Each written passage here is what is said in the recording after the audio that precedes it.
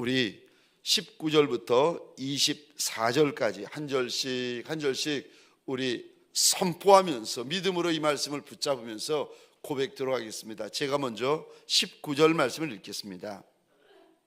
성령을 소멸하지 말며 예언을 멸시하지 말고 범사에 하려 좋은 것을 취하고 악은 어떤 모양이라도 버리라.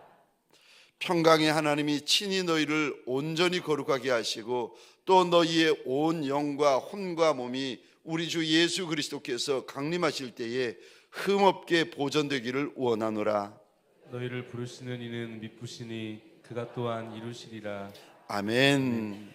저를 한 번 더 따라해 주시겠습니까? 5가지 명령, 5가지 명령, 우리에게 주시는 5가지 명령. 오늘 본문에 보면 우리가 점과 흠과 티가 없이 주님 이 땅에 오실 때까지 정결하고 거룩하여 지기 위하여서, 이들이 누군가 하면 신부입니다.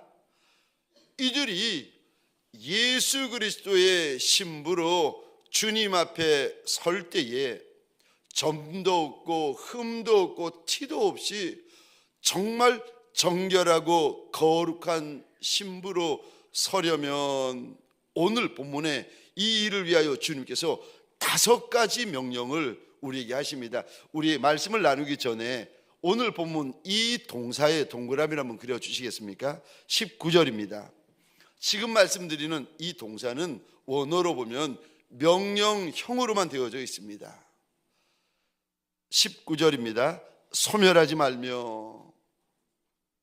20절입니다. 또 동그라미를 해주시겠습니까? 멸시하지 말고. 21절입니다. 헤아려. 또 21절 끝에 보시겠습니까? 취하고. 22절입니다. 이 단어에 동그라미를 그려주시겠습니다. 버리라. 주님께서 이 땅에 강림하실 때에 저와 여러분들의 영과 혼과 육이 정말 점도 없고 흠도 없고 책망할 것도 없이 거룩하려면 오늘 본문에 주님이 말씀하시는 5가지 이 명령을 꼭 마음에 담으셔야 됩니다. 첫 번째 명령이요, 성령을 소멸치 말라. 주님께서 말씀하십니다. 여기 19절에 보면 성령을 소멸하지 말라라고 말씀하시는데, 소멸치 말라, 이 소멸하다 소멸하다 이 말의 원어의 뜻은 이런 의미를 담고 있습니다. 불을 끄다, 불을 꺼버리다. 그러니까 소멸하다라는 말이 무슨 의미인가 하면은 불을 끄다라는 원어의 의미입니다. 성경에 보시면 신약이나 구약이나 우리 주님께서 제단에 붙은 불을 끄면 안 된다 강하게 말씀하십니다. 제단에 붙은 불을 끄지 마라, 끄지 마라. 주님이 강하게 말씀하세요. 왜 제단에 붙은 불을 끄지 말라고 말씀하시는가? 이 불은 출애굽한 이스라엘 백성들이 광야에서 성막을 만듭니다. 그리고 하나님 앞에 첫 번째 제사를 지냈는데 갑자기 하나님께서 하늘문을 여시고 하늘에 불을 떨어뜨려 주십니다. 이 불은 우리 하나님께서 직접 하늘문을 여시고 내려주신 불입니다. 그래서 제단에 붙은 불을, 이 번제단에 붙은 불을 끄면 안 된다, 끄면 안 된다 주님이 말씀하십니다. 성막에만 불이 있는 것이 아니라 저와 여러분들 안에도 불이 있습니다. 처음에 우리가 예수를 믿겠다고 고백할 때 하나님께서 우리 안에, 여러분 우리가 성전입니다. 주의 영이 거하시는 거룩한 전이라고 해서 우리 몸이 성전인데 우리 안에 하나님께서 성령의 불을 집어넣어 주십니다. 각자 성령의 불이 있어요. 그 불, 성막만 불이 있는 것이 아니라 우리 개인 성막, 개인 성전에도 하나님이 넣어주신 불이 있는데 그 불 꺼트리면 안 된다라고 주님께서 강하게 말씀하십니다. 레위기 6장입니다. 12절 13절 우리 함께 읽겠습니다. 시작. 제단 위의 불은 항상 피워 꺼지지 않게 할지니 제사장은 아침마다 나무를 그 위에서 태우고 번제물을 그 위에 벌려놓고 화목제의 기름을 그 위에서 불사를 찌며 불은 끊임없이 제단 위에 피어 꺼지지 않게 할지니라. 아멘.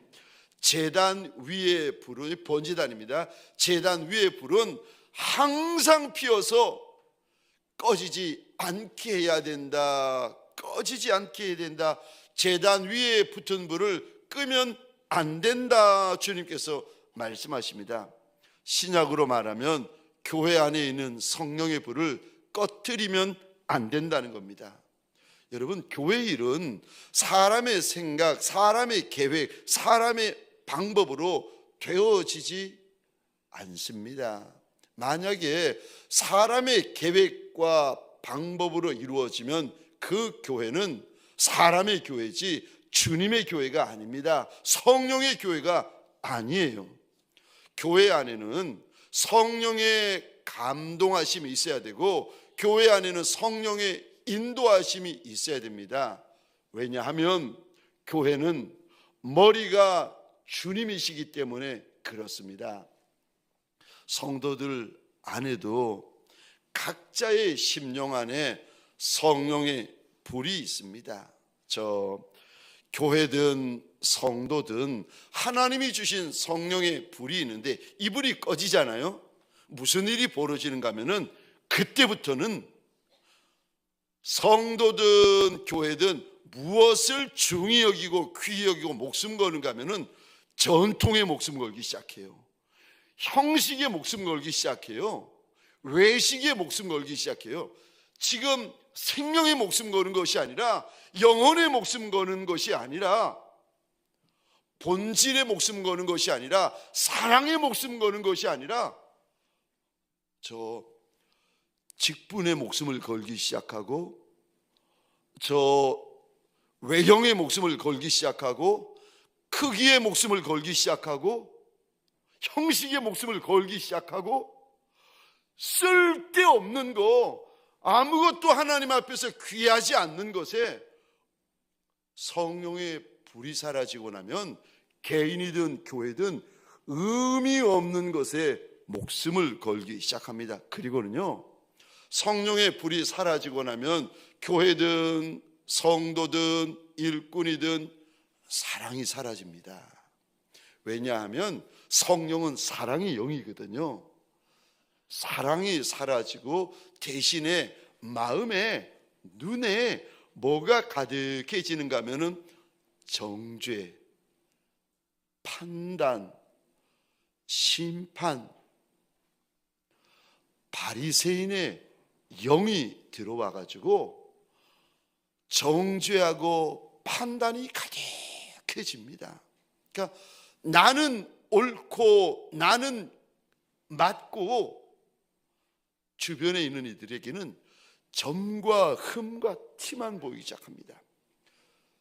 물론 점과 흠과 티가 없는 인생이 없는 성도, 없는 일꾼, 없는 교회가 세상에 어디 있겠습니까?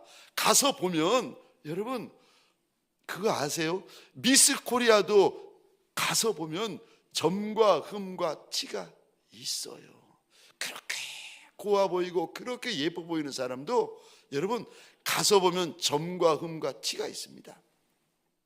안에 성령의 불이 사그라지면 사랑이 식어집니다. 그러면서 남의 허물이 자꾸 보이고 남의 허물이 커 보입니다. 남편의 허물이 커 보이고 아내의 허물이 커 보이고 옆에 있는 이들의 허물이 커 보입니다. 허물이 커서 큰 것이 아니라 사랑이 줄어들고 사그라지는 거예요. 성령의 불이 줄어들고 사그라지고 있는 겁니다. 소원합니다. 내 안에 있는 성령의 불을 끄지 않는 성도, 성령의 불을 끄지 아니하는 교회 되어지시기를 주의 이름으로 소원합니다. 성령의 불이 꺼지잖아요. 그 불은 끝입니다. 교회 안에 성령의 불이 꺼지면 교회가 끝이고, 일꾼이 성령의 불이 꺼지면 그 일꾼 끝이고, 성도 안에 하나님이 붙여주신 성령의 불이 꺼지면 그 성도 끝입니다. 성령의 불이 꺼지면 끝인데, 성령의 불을 끄지 않으려면 어떻게 해야 됩니까? 첫 번째로 기도하셔야 됩니다. 기도해야 성령의 불을 지켜낼 수가 있습니다. 기도하지 않으면 불이 꺼집니다. 그러므로 깨어 기도하셔야 됩니다. 저 초대교회 성도들은 성령 충만을 받기 위하여서 오로지 기도에 힘썼다라고 우리 하나님께서 사도행전에서 알려주십니다. 성령을 받기 위하여, 성령의 불을 지키기 위하여 여러분, 저와 여러분들이 힘써 기도해야 되고, 합심하여, 특세처럼 합심하여 기도하셔야 되고, 여러분, 우리 안에 주님이 내게 주신 성령의 불을 꺼트리지 않기 위하여 부르짖어 기도하셔야 됩니다. 개인이든 교회든 기도 소리가 줄어든다, 기도 소리가 끊어진다, 영적으로 보면 병든 거고 자는 거고 조는 겁니다. 무슨 이유에서든지 저와 여러분들의 기도 소리가 사라지고 줄어들고 없어지면 이유야 있지요. 그런데 그 많은 이유가 영적으로는 하나예요. 영이 병든 거예요. 영이 졸고 있는 거예요. 힘들어도 피곤해도 기도할 마음이 있던 없던 그것과 상관없이 저와 여러분들 억지로라도 기도의 자리를 지키시기를 주의 이름으로 축원합니다. 그러면은요, 억지로라도 기도의 자리를 지키고 있으면 어느 순간에선가 주님께서 기도할 마음을 부어주시고, 억지로라도 그 자리를 지키고 있으면 어느 순간에선가 주님께서 기도의 문을 열어주세요. 중요한 거는 기도가 되느냐 안 되느냐, 기도할 마음이 없느냐 있느냐, 그게 중요한 것이 아니라 내게 주신 기도의 자리가 있어요. 내게 주신 기도의 자리를 지켜내는 것이 중요합니다. 성령의 불을 꺼트리지 않으려면 첫 번째 기도해야 된다. 두 번째요, 성령의 불을 꺼트리지 않으려면 두 번째입니다. 육신의 욕심을 거절하셔야 됩니다. 만약에 저와 여러분들 안에 누구도 예외 없습니다. 육신의 욕심이 있어요. 육신의 정욕이 있습니다. 왜냐하면 육을 입고 있기 때문에 그렇습니다. 만약 우리가 육신의 욕심, 육신의 즐거움, 육신의 쾌락을 쫓아가면 그분은 성령의 불을 소멸시키게 됩니다. 우리가 예수 믿고 구원받으면 그때부터, 혹시 여러분 이런 소리 들어보셨나요? 교회 다니기 전에는 한이 어려움이 없었는데 교회 다니고 나서부터 어려움이 생긴다는 거예요. 당연하죠. 저 안에서의 어려움, 밖에서의 어려움, 안에서의 갈등, 밖에서의 갈등이 예수 믿고 나면 시작이 되어집니다. 왜냐하면 예수를 믿고 나면 구원을 받게 되어지는데, 구원을 받으면 그분 안에 없던 갈등이 시작되어집니다. 무슨 갈등이냐 하면 육신의 소욕과 성령의 소욕 사이에서 갈등이 시작되어집니다. 예수 믿기 전에는 성령의 소욕이 없었거든요. 그런데 예수 믿고 구원 받고 나서는 하나님께서 내 안에 성령의 불을 집어넣으시는 거예요. 그래서 육신의 욕심도 있지만 성령의 소욕도 내 안에 함께 있는 겁니다. 그러니까 예전에는 육신의 소욕만 쫓았는데 예수 믿고 나서는 육신의 소욕과 성령의 소욕 두 가지의 길이 있으니까 이쪽으로 갈까 저쪽으로 갈까 갈등이 시작되어집니다. 이런 갈등이 있을 때 성령이 원하시는 것을 쫓기 시작하고 행하기 시작하면 그분의 안에 성화가 이루어지기 시작합니다. 여러분, 우리 가운데, 성도들 가운데, 일꾼들 가운데 예수님을 많이 닮은 분들이 많아요. 이거를 가리켜서 얼마나 예수님을 많이 닮았는가, 이게 성화거든요. 점점 내 안에 없던 거룩함들이 하나하나 벽돌 쌓듯이 만들어지는 분들이 계세요. 육신의 소욕을 버리고 성령의 소욕을 선택할 때 이런 일이 벌어집니다. 그러면서 점점 우리가 예수를 닮기 시작합니다. 우리 안에 저 성령의 불을 자꾸 끄게 만드는 육신의 욕심들이 있어요. 주님께서 우리 안에 있는 육신의 욕심들을 이제 일러주시면서 경고하시는데, 갈라디아서 5장입니다 16절부터 21절까지 제가 혼자 읽겠습니다. 내가 이르노니 너희는 성령을 따라 행하라. 그리하면 육체의 욕심을 이루지 아니하리라.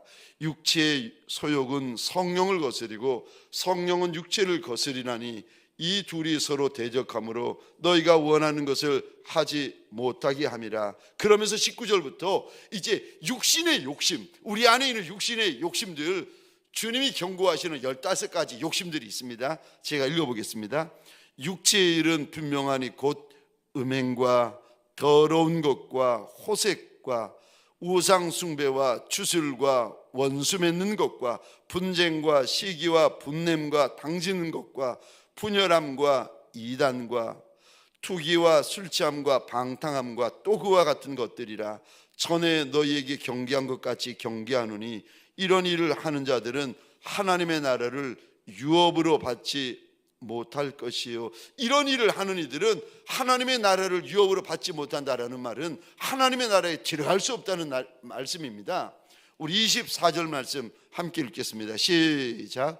그리스도 예수의 사람들은 육체와 함께 그 정욕과 탐심을 십자가에 못 박았느니라. 아멘, 아멘. 예수를 믿고 있고 예수를 사랑하고 있지만, 그럼에도 불구하고 저와 여러분들이 육을 입고 있기 때문에 누구도 예외 없습니다. 내 안에 내 육신의 정욕이 있고 내 육신의 탐심이 있어요. 천성에 들어가는 날까지는 육을 입고 있는 동안에는 내 안에 있습니다.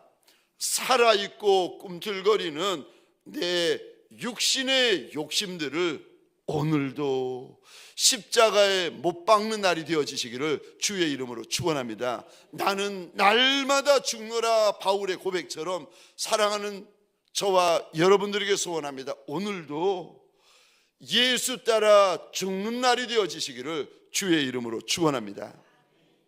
저 두 번째 명령, 5가지 명령 중에서 두 번째 명령입니다. 점과 흠과 티가 없이 주님 다시 강림하실 때까지 내 영과 혼과 육에 점과 흠과 티가 없이 성결하고 거룩하려면 어떻게 해야 됩니까? 5가지 명령 중에서 두 번째 명령입니다. 예언을 멸시치 말라고 하십니다. 예언이 뭔가, 이게 2가지 의미가 있는데, 예언은 저 성경 말씀입니다. 첫 번째 의미는 성경 말씀이에요. 2000년 전에는 우리처럼 완성된 성경이 없었어요. 그 당시에는 사도들이나 대언자나 선지자를 통하여서 하나님께서 직접적인 계시의 말씀을 주셨습니다. 그래서 그 예언의 말씀을 통하여 성도들이 위로받고 격려받고 하나님의 뜻을 그제야 알 수가 있었습니다. 그러니까 오늘 본문에 나오는 예언은 첫 번째 의미가 성경 말씀이에요. 베드로후서 1장 20절 21절입니다. 제 혼자 읽겠습니다. 먼저 알 것은 성경의 모든 예언은 사사로이 풀 것이 아니니 예언은 언제든지 하나님의 뜻, 사람의 뜻으로 낸 것이 아니요 오직 성령의 감동하심을 받은 사람들이 하나님께 받아 말한 것임이라. 베드로 사도는 성경을 그거 예언이다라고 표현을 하고 있습니다. 예언은 예언인데 오직 성령의 감동을 받은 사람들이 하나님으로부터 받아 말한 것이다. 예언은 성경 말씀을 의미합니다. 뿐만 아니라 또 다른 의미가 있는데, 예언은 성령 받은 성도들에게 주시는 은사입니다. 성령의 은사, 하나님의 은사예요. 저 요엘서 말씀을 사도행전에서 인용하시면서 우리 주님이 이렇게 일러주십니다. 사도행전 2장 16절, 17절, 18절 제가 혼자 읽겠습니다. 이는 곧 선지자 요엘을 통하여 말씀하신 것이니 일러스되 하나님이 말씀하시기를 말세에 내가 내 영을 모든 육체에 부어주리니 너희의 자녀들은 예언할 것이요 너희의 젊은이들은 환상을 보고 너희의 늙은이들은 꿈을 꾸리라. 그때에 내가 내 영을 내 남종과 여종들에게 부어주리니 그들이 예언할 것이요. 17절에도 예언할 것이다. 18절에도 그들이 예언할 것이다. 내 영을 내 남종에게 부어주고 내 여종에게 부어줄 텐데 그들이 예언할 것이다. 주님께서 일러주십니다. 예언이 뭔가 하면 성경 말씀을 하나님이 예언이라고 하시고, 예언이 뭔가 하면 성령의 역사로 우리에게 주신 하나님의 은사, 성령의 은사를 가리켜서 예언이라고 말씀합니다. 이 예언을 함부로 멸시하면 안 된다. 우리가 가지고 있는 지식, 우리가 가지고 있는 경험, 우리의 생각을 가지고 성령의 은사로, 성령의 역사로 주신 그 예언을 함부로 조롱하거나 가볍게 여기거나 멸시하면 안 된다는 것입니다. 분명 어떤 성숙지 못한 이들 때문에 예언이 잘못 오용되거나 잘못 예언이 되어진 이들도 있었습니다. 그런데 여러분, 그 속담 아세요? 구더기 무서워서 장 못 담그랴. 그러니까 구더기가 무서워서 장을 못 담그면 어떻게 하겠습니까? 예언이 잘못 오용되고 예언이 잘못 예언된 것 때문에 성령께서 부어주시는 은사와 역사까지도 우리가 함부로 무시하고 함부로 배척하면 그거 안 된다. 우리 주님께서 경고하십니다. 예언은, 성령의 은사로 주시는 예언은 우리에게 주신 하나님의 성경 말씀을 가지고 우리가 지혜롭게 분별을 할 줄 아셔야 됩니다. 우리가 주님 오실 때까지 끝까지 거룩하고 끝까지 정결하려면 예언을 멸시치 말라고 당부하십니다. 세 번째 명령입니다. 선한 것을 행하라고 하십니다. 우리 21절 22절 말씀을 화면을 보시거나 성경을 보시면서 함께 읽겠습니다. 시작. 범사에 헤아려 좋은 것을 취하고 악은 어떤 모양이라도 버리라. 아멘. 21절 22절에 보면은 세 가지 명령을 주님이 하십니다. 첫 번째 명령이 헤아려라, 두 번째 명령이 취해라, 세 번째 명령이 그거 버려라. 주님이 말씀하십니다. 여기 21절에 보면은 범사에 헤아려라. 그러니까 범사니까 모든 것들을, 우리 삶에 일어나는 모든 것들을 헤아려 보라고 말씀을 하세요. 여기 헤아리다라는 말은 원어로 보시면은 이런 뜻을 담고 있습니다. 구별하다, 조사하다. 다시 말해서 우리가 사용하는 말로 하자면은 분별하라는 말입니다. 우리에게 일어나는 모든 일에 대하여서 우리가 분별할 줄 알아야 된다는 거예요. 왜 분별해야 됩니까? 왜 우리에게 분별하라고 주님이 명령하십니까? 저 21절 이 단어에 밑줄 그어 주시겠습니까? 좋은 것을 취하기 위해서. 우리가 이게 좋다, 이게 좋은 것이라고 말씀하시는데 이 의미가 원어로 보면 선한 것, 아름다운 것, 가치 있는 것, 덕스러운 것이에요. 주님 보시기에 어떤 것이 좋은 것이고 선한 것이고 아름다운 것이고 주님 보시기에 어떤 것이 가치 있는 것이고 덕스러운 것인지 우리가 분별하라는 것입니다. 우리가 무슨 말을 하든 우리가 무슨 일을 하든 하고 싶은 말을 하고 하고 싶은 일을 하는 것이 아니라 성도는 교회는 주님 앞에서 선한 것, 주님 앞에서 아름다운 것, 주님 앞에 덕스러운 것이 무엇인지 먼저 이거 분별하라는 거예요. 사람 따라가지 말라는 겁니다. 숫자 따라가면 안 된다. 주님 앞에서 분별해야 된다. 분별해야 된다. 분별해야 선한 일을 할 수 있습니다. 분별해야 주님 앞에서 아름다운 일을 할 수 있습니다. 분별해야 주님 앞에서 덕스러운 일을 할 수 있습니다. 아무 말이나 하시면 안 됩니다. 화났다고, 감정이 상했다고, 섭섭하다고 아무 말이나 하고 아무 일이나 막 해버리시면 안 됩니다. 분별하라고 하십니다. 범사에 분별해야 된다. 범사에 분별해야 된다. 왜요? 좋은 것을 취하려면 범사에 분별해야 됩니다. 첫 번째 명령이요, 분별해라. 두 번째 명령, 분별하였으면 무엇이 선한 것이고 무엇이 아름다운 것인지를 분별하였으면 그거를 선택하여 행하라고 말씀하십니다. 사랑하는 성도님들에게 소원합니다. 이 땅에 사는 날 동안, 특별히 2026년 한 해 동안 선한 것을 분별하여 선한 것을 행하는 예수의 종들이 되시기를 주의 이름으로 축원합니다. 선한 것을 행할 때에, 저 분별하여 선한 것을 행할 때 주님이 한 가지를 경고하십니다. 22절 보시겠습니까? 악은 어떤 모양이라도 버려라.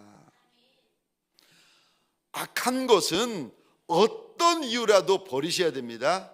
악한 것은 어떤 모양이라도 버리셔야 됩니다. 악한 것은 어떤 흉내라도 내면 안 됩니다.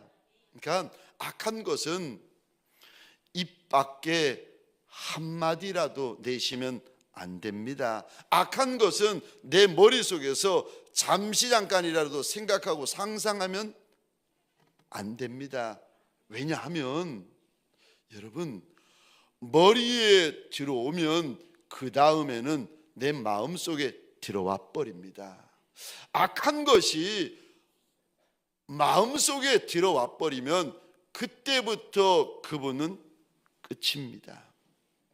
그러니까 악한 것이 머릿속에 들어올 때 그때 밀어내셔야 됩니다. 그거를 생각하고 그것을 묵상하고 머리에서 그것을 붙잡고 나면 그 다음부터 그 악한 것이 머리에서만 머무는 것이 아니라 가슴으로 쑥 들어옵니다. 가룟 유다가 그랬습니다. 예수 팔려는 생각을 사단이 머리에 집어넣는데 그 생각을 가룟 유다가 붙잡습니다. 붙잡는 순간 머릿속에 있었던 그 악한 생각이 가슴으로 쑥 들어옵니다. 그리고는 그 일을 합니다. 처음에는 악한 모양뿐입니다. 그런데 그 모양이 나중에는 악한 일이 됩니다. 그리고 나면 그 악한 일이 그 인생을 악한 인생 만들어 버립니다. 그러니까 악은 시작일 때 악은 모양이라도 버리라고 우리에게 당부하십니다. 제가 석주 전이었는데 혹시 기억하시는지 모르겠습니다. 주일 예배 때 어떤 개척교회 목사님 간증을 통하여 나누었는데, 악은 모양이라도 버려라, 악한 것은 모양이라도 버리라, 여기에 또 다른 뜻이 하나 있었는데, 할 수 있는데 안 하는 거, 그것도 주님 앞에서 악한 것이라고 일러 주십디다. 우리는 악한 거 하는 것을 악한 거라고 생각했습니다. 근데 오늘 본문을 통하여 주님은 악한 거 모양이라도 흉내내도 내는 거, 그것도 악한 거라고 주님이 말씀하세요. 그런데 세 번째로,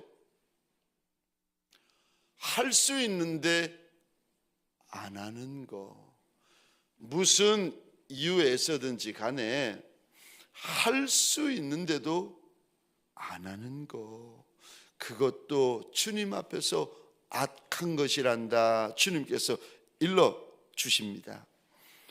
우리 주님이 다시 오시는 날까지 우리의 영과 혼과 육이 가면 갈수록 점도 없어지고 흠도 없어지고 티도 없어지는 거룩한 예수의 신부들이 되어지시기를 주의 이름으로 축원합니다. 적용 질문입니다. 적용 질문이 길어서 죄송합니다. 첫 번째 질문입니다. 내가 못 박아야 할 내 육신의 소욕은 무엇입니까?